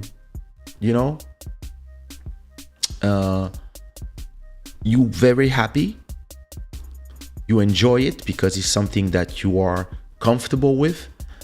But it's becoming like breathing. It's not something that you value it. You treasure the moment, but you don't feel like it's a victory. You feel that you are just in the same place doing something that you know how to do, and it's okay, and you're making your money. But when you are ambitious, it arrives at a point where you're like, okay, this is done. Like, and to me, this has been done since 2007. In 2007, I told everybody, listen, I'm going to make sure that my money comes from the internet more than from the shows, because I did everything I had to do. And everybody looked at me crazy. And actually, the person, Beleza, who books my shows in Portugal, who booked my show yesterday, he was with me. I was telling him in 2007, And so he calls me Marabout because he says I have magic powers. And I was like, yeah, listen, this whole touring is, I think I did everything I had to do. So I'm going to go to the next moves. I'm going to make sure I make the same money as shows from the internet. Was that from the internet? Yeah, YouTube, etc., etc. I'm going to make sure I can make 10 to 15,000 euros every month from my content, because I'm a content owner, and you can use all these content as money generating assets. And all these artists, they just want to go and perform, but they don't realize you can be new to the people who are watching you only one time. They're going to see the first time is going to be amazing. The second time is going to be amazing. The third time they're going to come see you after 5 years. Maybe they got kids, maybe they got married, and they have something else to do. And then yeah, you believe that people are going to be here to watch you perform forever. It's not true. I mean, unless you're on a certain level. So I always said to myself, well, listen, I understand that those things can last as they can not last. So let me always think about what I'm going to do after. You know, I'll study economics, I study graphics. There's so many avenues that I can explore in life, and I don't want to be just locked into being a singer. So that's what I've been doing the last 6 years, just doing the next thing, doing other things, selling my different things with my brand, etc., using all the new technologies bringing. And that's also why I changed the prices of all my shows, and I made them expensive. I made it expensive to have me, even in Portugal, where, you know, I have different prices for different countries. And I just made my prices way more expensive for my market. But I put myself in a place like if I was a brand new artist with new hits. And I just said, listen, I'm a diamond. You want a diamond, you pay. I'm timeless music.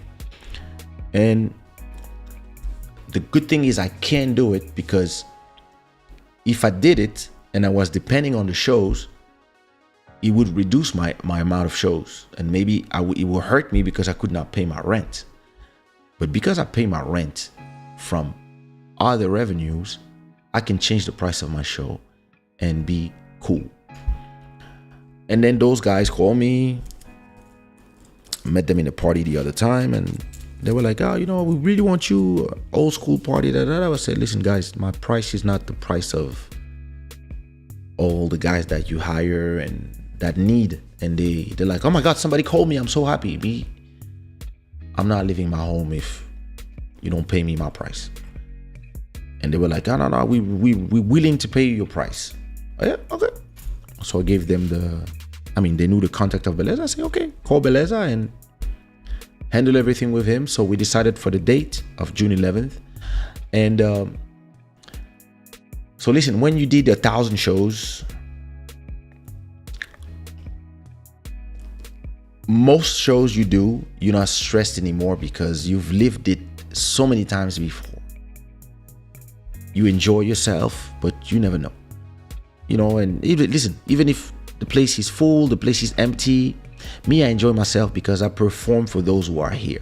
I don't perform for those who didn't come.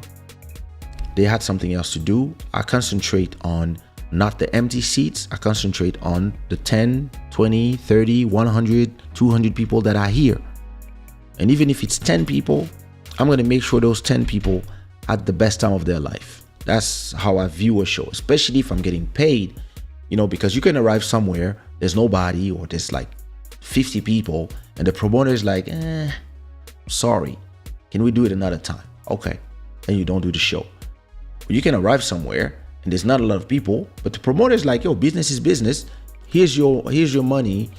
Here's your 50% from whatever. Please do the show for those who are here.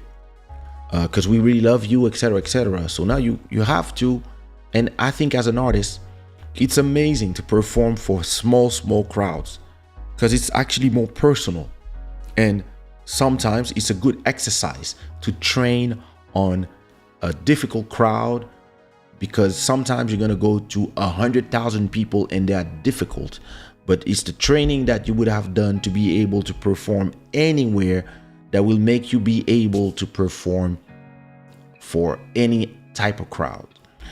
And from time to time you feel a certain stress, and most of the time when this stress happens, you're gonna live a magical moment. And even if I believe in myself, I'm very confident. I still say to myself from time to time, like, are people gonna come up? Like, especially in Portugal, I probably did 100 shows in this country. Like, are they gonna show up? Like, are they still interested in seeing me? That's the question I was asking myself at 2 a.m. Is my door gonna open? And listen, the show yesterday was amazing. There was like 3 generations of women, 40s, 30s, 20s, and everybody was singing the songs. So it was an old school show, so every song was 10 to 20 years old. So from my 2003 album to maybe the older was Diamonds. And I gotta say that I came out of that with a feeling of, oh my God, like, they love me, like they love my music. And even after singing the same songs that I was singing in 2003 to a crowd, I had some guys that were crying. Zook Lover, who's part of the Shada gang, didn't see me perform since 2011. And he told me, because he was at the show, he told me, bro, I was crying. Like, this brought me so many memories. The DJ was emotional. You had some girls in the crowd crying. A lot of people were happy, smiling. And so the whole show is available on my YouTube channel. For those who didn't see it, it appeared today, so you can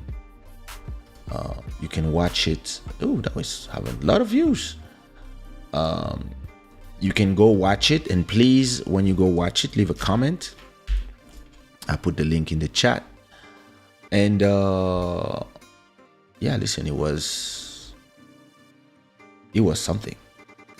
Let me see. I mean, you can watch the show yourself, but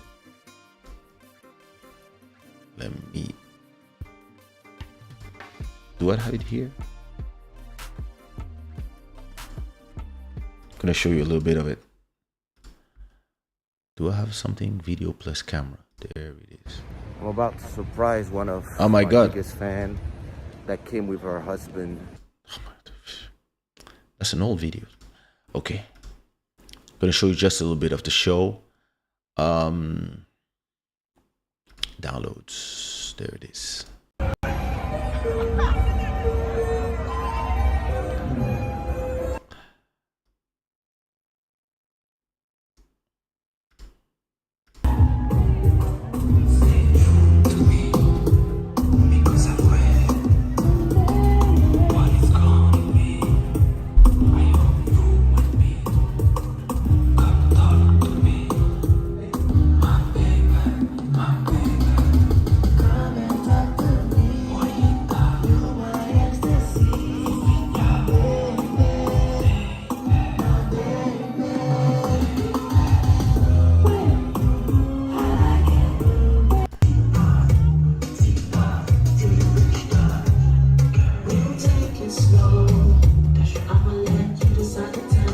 only girls in my shows.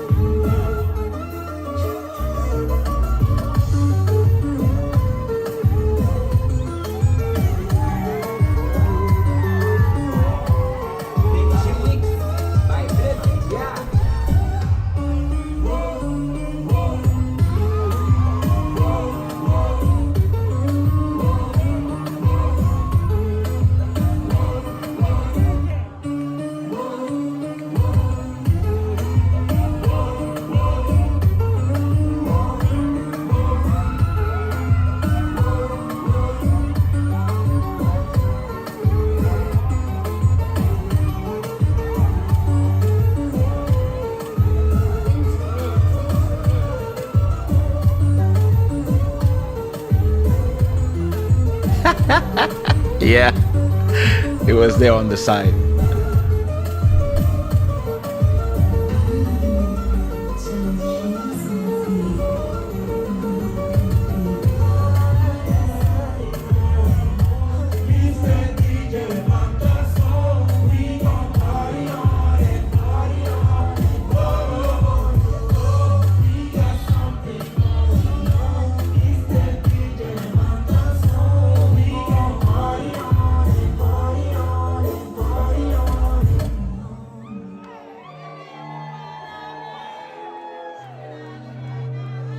This is crazy. Do you wanna be my baby?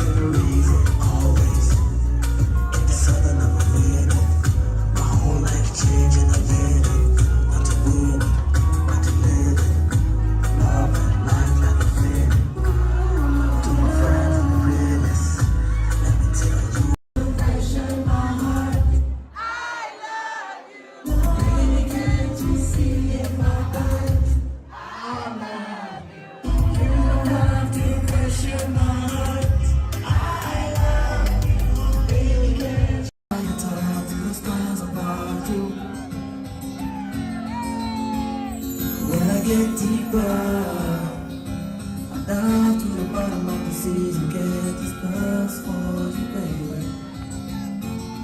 'Cause I know I'm and I can't love you for the rest of my life.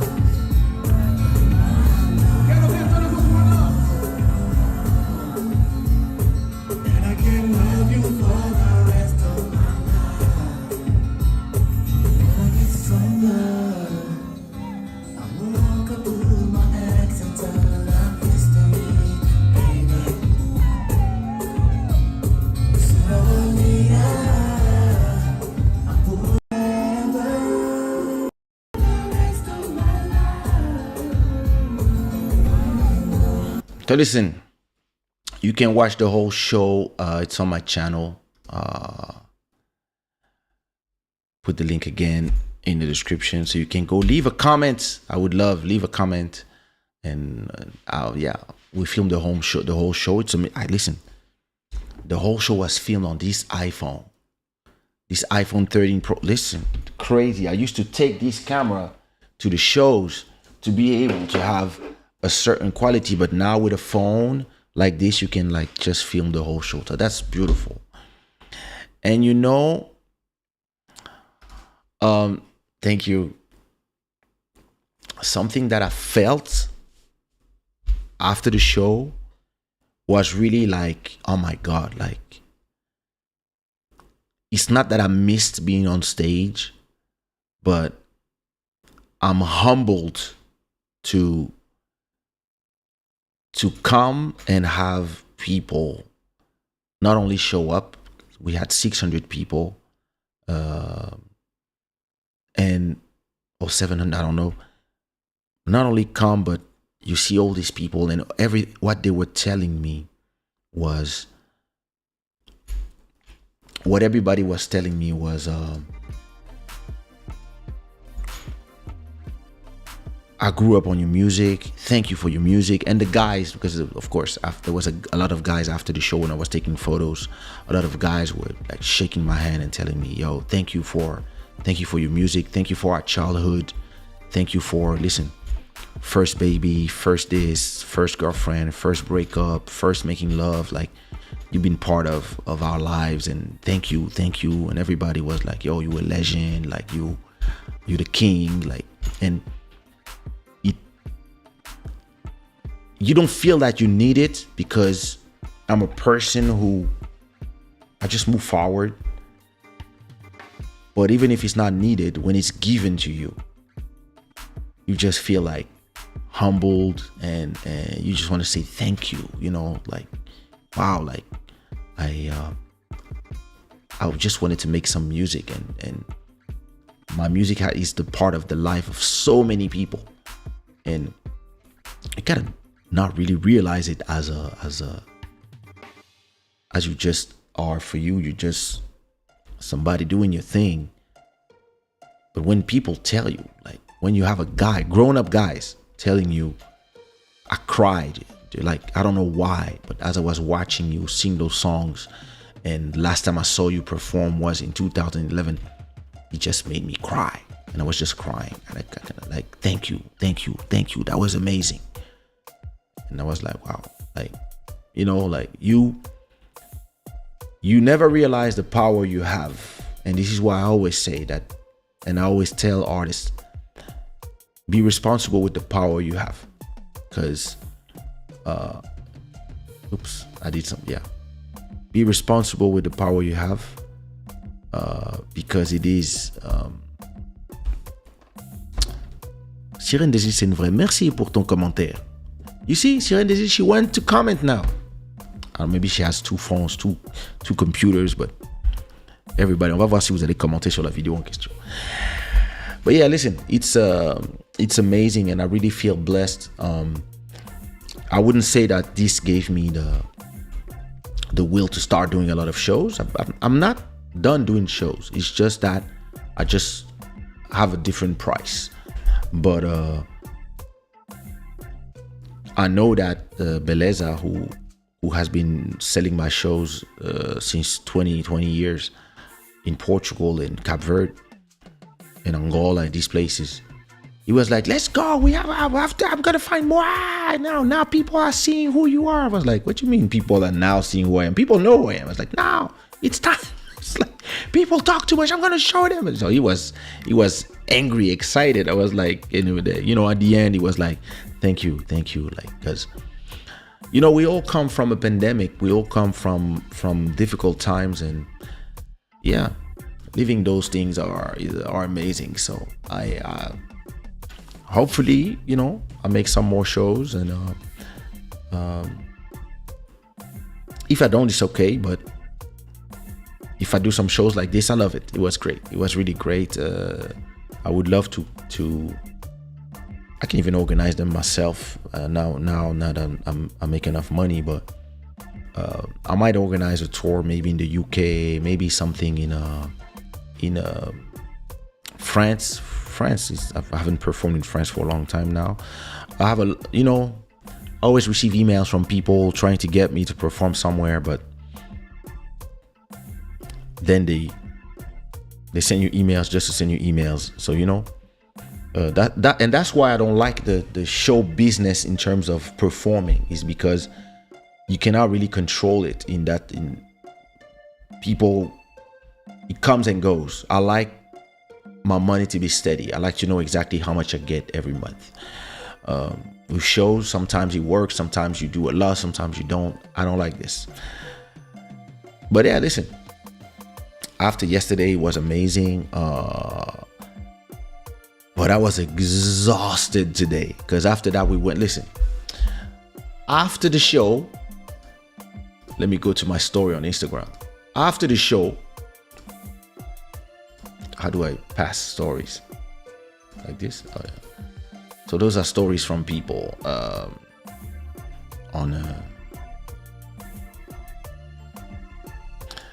after that, wait,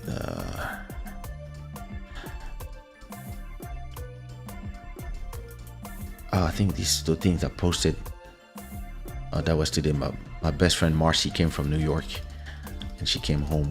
So that was way before. I posted the show after, but that was us at the after party. So we left the club. We left this club. The day was starting.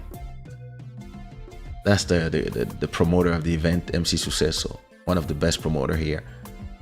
And then, so we took the bridge because he was on the south side. So we took the bridge, and then we went to another club at 6:30. We went to Docks. Then we left Docks. It was already morning, 6:45 probably. We went to Cristal. The club was closed, but we went to see the owner. He's our friend. And so we went there. That's him. We went down there in this office, etc. We chilled, and I think we arrived home at 7:30 a.m. It's been a long time that I didn't arrive home at 7:30 a.m. So trust me, when my wife woke me up because she had to go to the beach with her sister to shoot some photos and stuff, but she didn't take my daughter today, so I stayed with my daughter. Listen, wait, my wife left. No, she left late. She left around 2 p.m. when I woke up, but I was still tired. So when Marcy came, we stayed together until 5 p.m. And from 5 p.m. till 9 p.m. I was on the sofa just out. My daughter stayed in the living room. She was playing. She was going from the living room to her bedroom. But she's gonna be 5 now, so she needs less inside of the home. She needs less supervision. You can just leave her in her room. She's a sweet kid. So I would just wake up from time to time to make sure she was fine, and I was just out. And actually, yeah, if I didn't have the show, I would continue my sleep. This is exactly what I'm gonna do in a few minutes. But yeah, listen, I had an amazing weekend. I had an amazing week, and I just want to say to everybody who listened to my music that I'm super thankful for, and then people who come to Club Shada. I don't know if I tell it often, but I'm super thankful for you guys to listen to my music, to make people discover my music, to people come to my shows, to people come to Club Shada, to people just be on my people who buy my NFTs, people who buy my t-shirts, people who give super chats. I'm thankful because I'm somebody who have, you can have all the visions you want and all the ideas you want, but if you don't have people who subscribe to those ideas and those projects, then execution is useless. It's beautiful to do a show, to have 200 shows, and to have people who have been coming to your shows for the last 200 episodes, the last two years, people donating money, people watching, leaving comments, putting likes, like all this universe that I'm building, that I've been building for the last 2 decades, knowing that people are here supporting, and people here are supporting for years and years and years now. I'm really grateful. And listen, after that show, I was like, yo, wow, what a life. I'm thankful. So thank you to everybody. And until the next adventure. What am I gonna make you listen to? Give me some unicorns in the chat. And if you enjoyed that episode, thank you so much. The phone was the iPhone 13 Pro.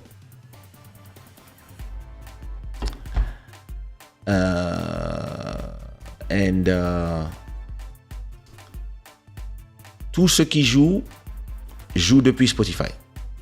Everything that I'm playing is so on Club Shada. So let me show you on Spotify. Actually, I'm playing from Spotify.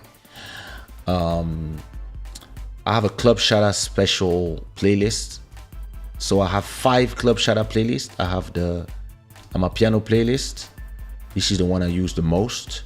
It has 14 of my beats. I have the Kizomba one. That's the one that's playing right now. I have the hip hop one that has way more. And I have a house music one. Oh, and also have an Afro house one. So let me put you the link of this playlist that I've been playing today. Share the link. Where do I share the link? Copy, share, copy link to this playlist. Boom. There you go. I put the link in the chat so you can check it out. But it's everything that I play here is on Spotify and the rest of the platforms.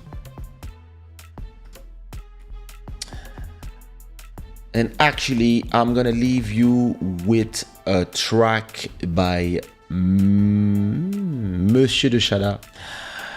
So Monsieur de Shada is me,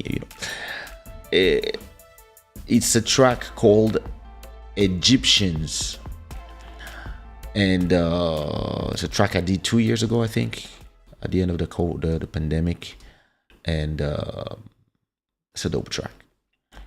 I'll see you everybody Wednesday. Listen, Wednesday we have a guest.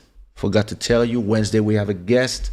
DJ Busy Brown from Germany will be our guest. So we'll be having a conversation about DJing in Germany, and about Club Shada. It's gonna be cool. Can't wait to have him as a guest. He's a great guy. He used to hire me a lot for shows. I don't know if he's from Fribourg, Frankfurt. I think it was Fribourg. No, I don't remember. We'll talk about this, and it's gonna be cool. My people, thanks again for showing. Thanks to all the new subscribers. Thanks to our stream royalty, Sirène des Îles, for the month of June. And I'll see you Wednesday. Bye-bye.